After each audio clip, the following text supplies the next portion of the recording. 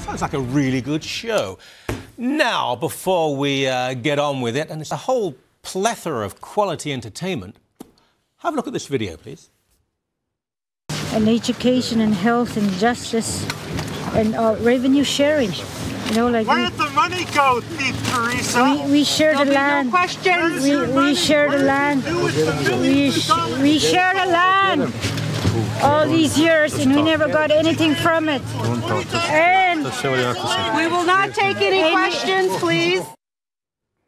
Now, what that fraud woman... but by the way, have you noted, even the National Post now is saying it's a liquid diet, not a hunger strike, a liquid diet. So in other words, Prime Minister, unless you meet with me, I'll go on a fitness programme. I will.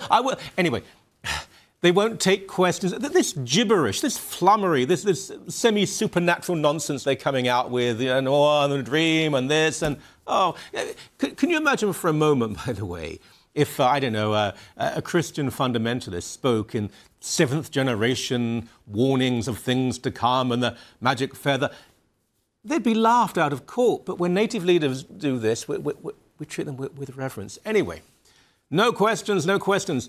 The man who was saying, quite rightly, where did the money go? Where did the money go? He wrote to me. Okay, I want to read to you now what he wrote. Dear Michael, I had another encounter with police today where I came face to face with the double standard you spoke of on tonight's show. At Teresa Spence's press conference, I was the uncouth lout who dared to shout a question at her. You heard it, right? I was immediately grabbed by two goons and marched away. I was afraid that they were going to lay a beating on me and began shouting for police. They brought me to an RCMP contingent where I was detained, threatened with arrest, and told that I was trespassing on Algonquin land. They then ordered me to leave the island entirely. I complied because it isn't worth going to jail over. Understand, I'm not saying poor me. I know the risks involved with any form of activism and dissent and have been shoved around before. It would have been reasonable to admonish me for being too loud, but for a sworn police officer to act as private security for a lawless band of thugs is appalling. I've had many positive encounters with police at these sorts of events, and I'm not attacking the profession, but many officers know that falsely arresting someone costs them nothing. You can freely intimidate members of the public without fear of reprisal. Fortunately, the reporters at Sun News are actually pointing out the duplicity of many officers and, more importantly, the authorities behind them who encourage selective enforcement. Keep on this issue, please, Tom. I think I can give his full name, Tom Forsyth, Ottawa. I won't read the last bit, actually, because that might give too much away. Please remember what he said. I mean, he dared to question someone who does seem... I think she should be severely questioned by the RCMP. A couple of her goons take this guy. He's frightened he's going to be beaten up. He calls for the cops, and they threaten him. Welcome to Canada. OK, so Chief Spence, how is that hunger strike going for you? You seem to be as chubby as you always were. Oh, how dare he say that, because it's true. And it really is a miracle of humanity that with no food at all, and that, after all, is what a hunger strike is, you seem to have lost hardly any weight. But then your hunger strike is a lie, just as is your entire position regarding natives, whites, Canada, the plight of your people, and the spending of the millions of dollars given to you by an absurdly generous Canadian people who work all hours and pay extraordinarily high levels of taxation. Look, I'm a European. I came to Canada in 1986, so I've been here most of my life, but I'm still an outsider in some ways. Sorry, I can't love hockey. I won't pretend to laugh at lame CBC comedies and all the rest of it. But as such, I can perhaps bring a more, I don't know, clear-sighted and less emotional eye to the native issue. First, it is of the past. And just as we on the right are often told, you've got to change with the times, well, of course white people who came to Canada sometimes broke treaties just as natives, sometimes broke their word and slaughtered prisoners or butchered fine people coming to their aid. Spend some time in Midland, Ontario and see where Jesuits were murdered and how their native captors ate parts of their flesh in front of them while they breathed. I mean, good Lord, what have I said? What have I done? I dared to outline a history that is not good and bad, dark and light, but nuanced and various. Sorry, no apologies. There were no infected blankets purposely taken to native villages. There was no perfect native society suddenly disrupted and raped by white invasion. We gave them alcohol, they gave us tobacco. We took their land. Yeah, they killed and scalped peaceful farmers who wanted to coexist with them, and so on. Consider the irony of the current situation. The left tell us that the land is native and that we have no right to be on it. At the same time, these same leftists call for open immigration, deny the reality of borders, and say the land belongs to everybody. You can't have it both ways, guys, or perhaps you can. Native activists want European-based education, the university system, to be free to their children, but then condemn that same education and system. They want the benefits of what European Christian civilization has brought, but claim to hate it. We were here first, they cry. Well, yes and no. There are myriad examples of native migration, of tribes ethnically cleansing other tribes and taking land. Many of those protesting in Ontario come from areas now in the United States. Some screaming in Manitoba come from Quebec. People move, you see. And the idea that being somewhere first gives that person special rights and privileges is frankly appallingly racist. Does a white Frenchman matter more than someone whose grandparents came from Algeria? Does a fifth-generation Canadian have more prestige than a person who was born in Jamaica? Not in my idea of a free and modern society, but apparently in the mind of some native radicals and their Marxist buddies. I'm sick and tired of the nostalgia, the warped images of times past, or rooting modern problems, often self-inflicted in ancient relationships. The train has left the station, comrades, and if you missed it because of bad timing, well, you know what? That's simply not my fault. The idea is that in a couple of days' time, the busiest border crossing between Canada and the United States of America will be, well, what is the word? Occupied, closed down, given a bit of a shove by native protesters. Will the police do anything about this? This is a major issue now. I don't know. Ezra Levant knows far more about me than anyone else, I think, about what is really going on. We never know, and it's part of the problem here with the native community, with their activists. We don't really know what they're going to do, but there's a Facebook site. We know they're going to do something probably on Wednesday at a border crossing, which, I mean, how many people cross every day? Huge numbers. Oh, yeah.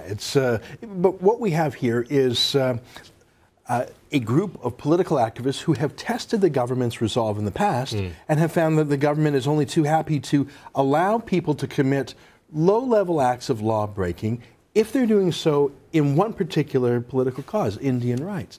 We saw this in Oka, we saw this in Gustafson Lake, we see it in Caledonia, and we've seen it over the last month with I don't know more.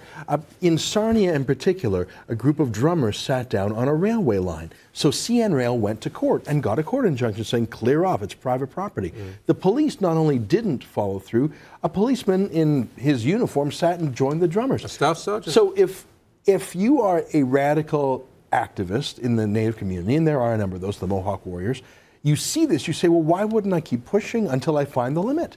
And I am quite sure that they will, in fact, block this road. Because now, if it was anyone else doing this, if it was a property rights protest, a conservative protest, they would be cleared off in a matter of minutes and charged. I think it's the breakdown of the rule of law. And I understand police want to use their discretion and not inflame the situation, but at the end of the day, we are a country of laws and the rule of law, and if someone doesn't like the way Canada's being run, and I don't like everything that's happening in this country, you change it through the political process or through the courts or through a public campaign of persuasion. You do not break the law. Well, we had Tamil protesters on one of the biggest highways in this entire country, and they occupied it, and the police did hardly anything to move them either. You know, that was in my mind when I said only Indian activists. The Tamils did shut down the Gardner Expressway in downtown Toronto also.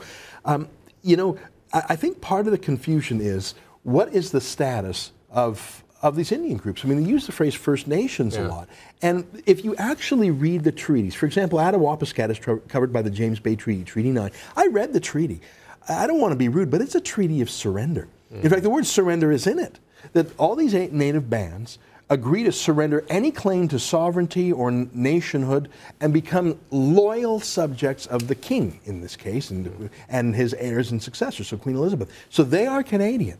They gave up any nationhood. Now, in return, they were given a reserve of a certain amount of land, promises of a certain amount of money, and a school. Those promises have been kept. And we can argue they want more or less, but the idea that they are a nation that is not subject to Canadian law and they can meet on par with the Queen is simply a legal fiction. But I think some Indian radicals actually believe that they remain an unconquered sovereign country. It's a fiction, and I think it's leading some Indian activists to do extreme things. Mm-hmm. The way media is tackling this, police and authorities are bad enough, but media in some ways is even worse because it is the racism of lowered expectations, treating native people, many of whom are extremely eloquent and articulate, as though they're children.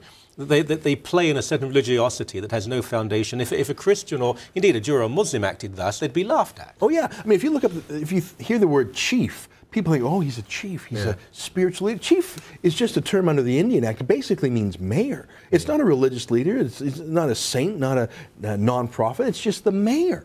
And journalists who are extremely skeptical of all politicians suddenly become stenographers when the politician happens to be an Indian chief. And the problem with that is that in the name of being decent and courteous and sympathetic and tolerant, what those lapdog journalists are doing is excusing bad behavior by the Indian industry, by the chiefs and rich consultants, and that is to the detriment of ordinary Indians. Take Chief Teresa Spence on her pretend hunger strike. I mean, the very fact that we call it a hunger strike when she so evidently has been snacking full tilt is that kind of, well, we're not going to ask tough questions because we don't want to seem racist. If you call a full-time snacker a hunger striker, then you're probably the kind of person who will overlook other fibs like that she's managing the money up there well. And you won't ask her tough questions about the audit. And you'll probably say, oh, let's not get those drummers off the railway track because, yeah, they're law-breaking, but that's different. We, like you say, the soft bigotry of low expectations that actually harms Indians on a reserve who are still living in leaky shacks, who don't have a proper school because Teresa Spence bought a new Zamboni for 96 grand instead of repairing the school that had a diesel spill. I mean, the kind of money that's being wasted on this Indian reserve, if this was a white town, we would probably call in the Auditor General and maybe even the cops. Right now, Liberal Mayor of London, Ontario, Joe Fontana, is facing 4 criminal charges because he allegedly used government monies for his son's wedding. Well, multiply that by 1,000-fold, and you get the degree of mismanagement in Attawapiskat. Yet the idea that we would prosecute Teresa Spence is unthinkable in our politically correct culture. Thank goodness we have you as a voice. Not attacking anyone, merely speaking the truth. That's all you're doing. You know what? If you care about Indians, then you must care about the grassroots Indians as much as you care about the chiefs. Yeah. Well said. As always, thank you. Thanks, my friend.